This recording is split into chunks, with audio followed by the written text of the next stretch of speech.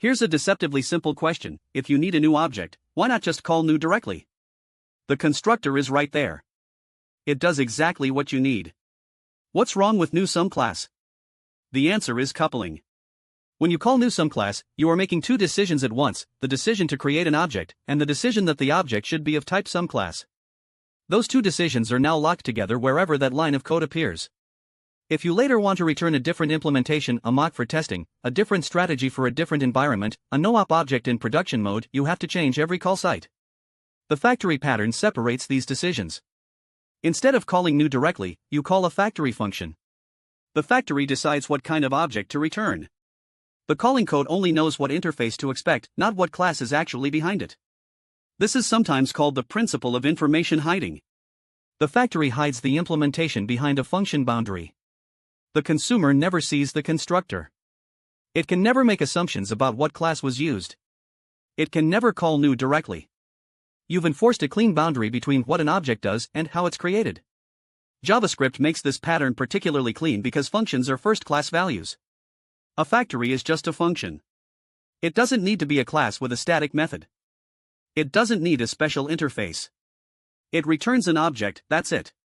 The book opens the creational patterns chapter with factory precisely because it's the simplest and most pervasive pattern in Node.js. Before we see the complex examples, let's understand what the factory buys you: decoupling creation from use, enabling encapsulation, and making change easier. Factories don't just decouple creation, they enable proper encapsulation, something that's surprisingly tricky to achieve with JavaScript classes. Here's the problem with classes. When you export a class from a module, callers can extend it, inspect its prototype, access its constructor directly. You've given up control over how the class is used. Even if you mark properties as private, the class itself is exposed. A factory function solves this by closing over private state using a plain closure.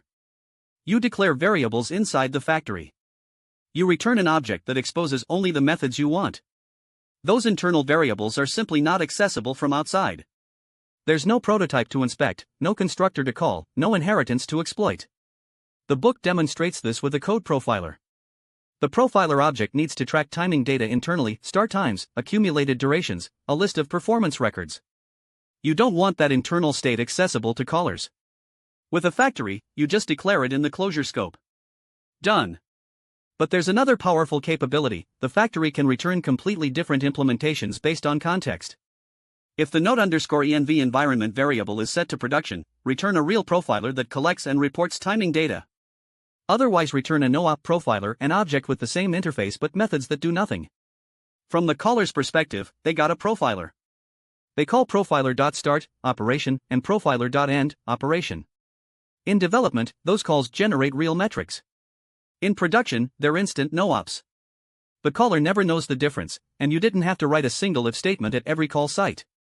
This is the factory pattern's real power: returning the right thing for the right context, with the caller needing to know nothing about which thing they received. Let's trace through the profiler factory example concretely, because it captures everything important about this pattern. You have a performance profiler. In development, you want real timing. In production, timing adds overhead and you want it completely silent. The interface has two methods: start and end. The factory function checks a single environment variable. If the environment is development, it constructs a profiler that wraps console.time and console.timeEnd real, working performance instrumentation. If the environment is anything else, it returns a plain object with start and end properties, both assigned empty arrow functions that do nothing and return instantly. Notice what the calling code looks like: const profiler equals create profiler, label. Then profiler.start, and profiler.end, wherever needed.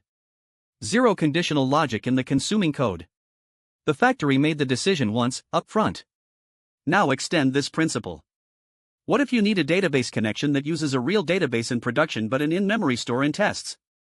A logger that writes to files in production but to the console during development?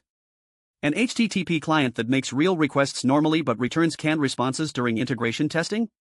All of these follow the same factory pattern. The factory function takes the relevant context, decides which implementation to build, and returns it. Every consumer gets the interface they expect. The book points out 3 places in the Node.js ecosystem where you're already using factories without thinking about it. Next.js uses a factory function to return a query builder configured for the right database dialect. React.createElement is a factory. You never call new to create a React element.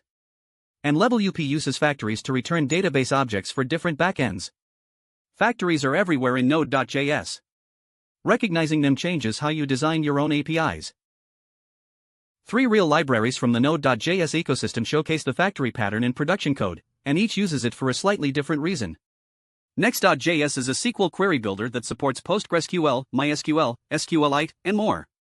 When you call next, client, pg, connection, config, you get back a query builder configured for PostgreSQL.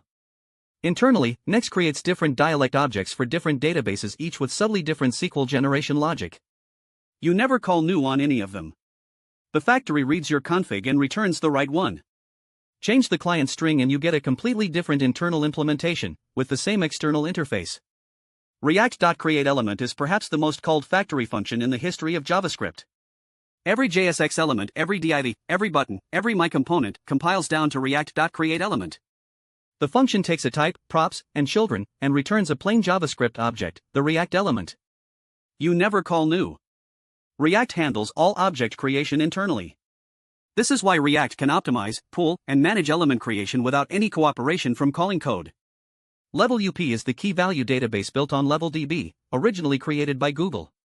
Level UP's main export is a factory function. You pass it a path and options, and you get back a database object. Swapping out the underlying storage engine from LevelDB to MEM down and in-memory store to Redis is just a matter of passing a different backend option to the same factory.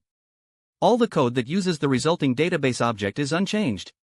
The pattern these 3 share, they all need to return different objects based on configuration, and they all want to hide that complexity from callers. Factory is exactly the right tool for each case.